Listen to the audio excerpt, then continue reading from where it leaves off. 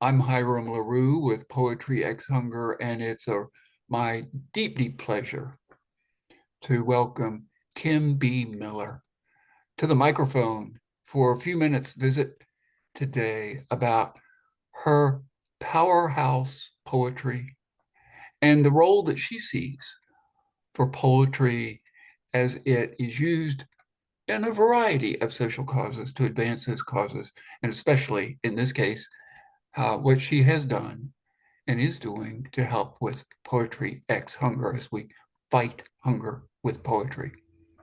It's because of her talents and her poetry leadership that I really wanted to share a few minutes with her on mic. Kim B. Miller is Prince William County and Manassas Park Poet Laureate Emerita.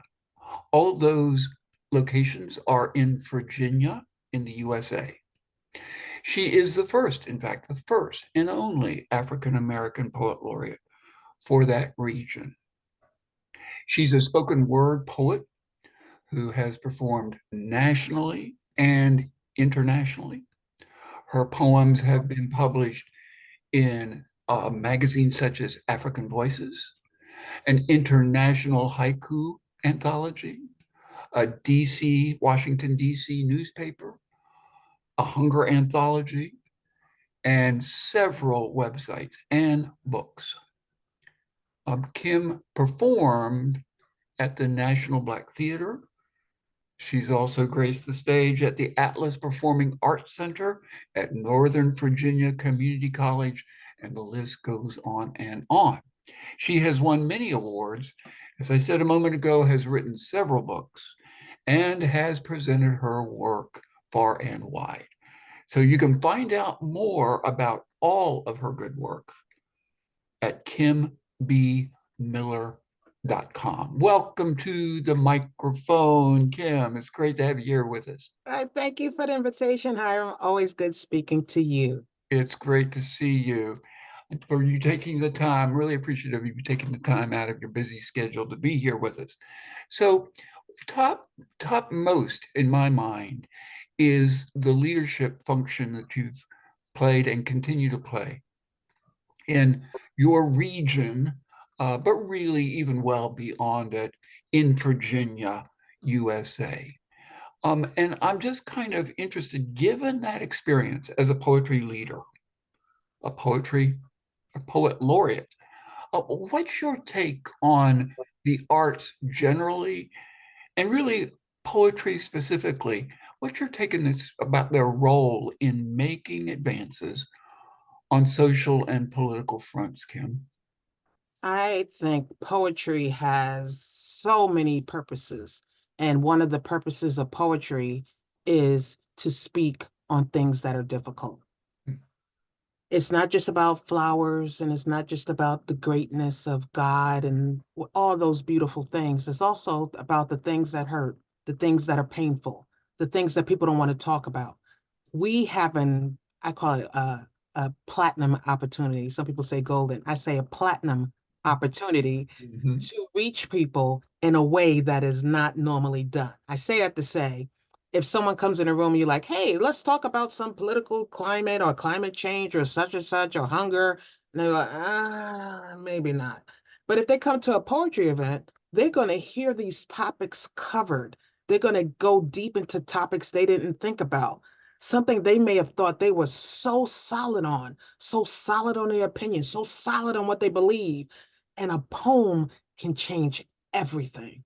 So that's the power of poetry. It's not just the ability to paint the pretty pictures, Mm. it's to paint the horrible pictures, it's to paint the painful pictures so that someone can see their point solidified and someone else's point dissolving right in front of them, either negatively or positively, or just more information. They get information they didn't anticipate from a poem. Poems can change minds. Yes, Poems can grab you by the yin yang. yes. Absolutely. So yes. Well, as an example of such a poem doing just that, I wondered if we could entice you to read the poem that of yours that appears on the Poetry X Hunger website, titled, I believe, "The Hunger dialect. You are correct. I'd love to. Thank you. We sip on tea flavored with righteous indignation, at a touch of honey dripping in our own gluttony, while we slowly speak the dialect of hunger. We claim to be ambitious on solutions, but truth says we've never met. We spread lies evenly, as if evenness eliminates detection. Hungry people see a world of excess who view starvation as avoidable. Victim shaming is our specialty. The dialect of deception is clearly recognizable. The language we lie with is so bitter, even when dripping off of sweet religious lips. We can't feed everybody. Here comes the lie. We embrace the acceptance that doing nothing is equal to trying, yet we continuously knit together new excuses with old lies. We shame hungry people on full stomachs, and then we rewrite the narrative. Imagine a world that throws away enough food to feed the hungry, complaining about loss, while the population who has food insecurity is waiting to be found. Empty stomachs are not looking for empty words. We need long-term, right now, sustainable actions. Let's plant fruits and vegetables and let freedom be the gardener. Allow people to pick fresh fruit from the community greenery. Help community barbecues have community barbecues and well-placed pantries where the public can eat. Donate to trusted restaurants so they can offer free meals to those in need. Create central areas for restaurants to bring their food instead of throwing it away. Let's reinvent how we distribute food. Make it easier to ask without asking. And by the way, no more pretty phrases for ugly things. Starvation is not food insecurity. Is death breathing insecurity? Our appetite for synonyms seems high. Hunger has many levels, and a need to make hunger definable is needed to all. Let's make sure we are not using it to avoid saying a word that stings. Starvation and emaciation are life insecurities. Action is the cure, but we're too busy slicing up excuses while hungry people look at an empty plate full of indecision. We don't even offer them a cup of hope. Mm, mm. Kim B. Miller. You know, I've got to get over the wow exclamation point first. But when I do that, such an amazing call to task and call to action.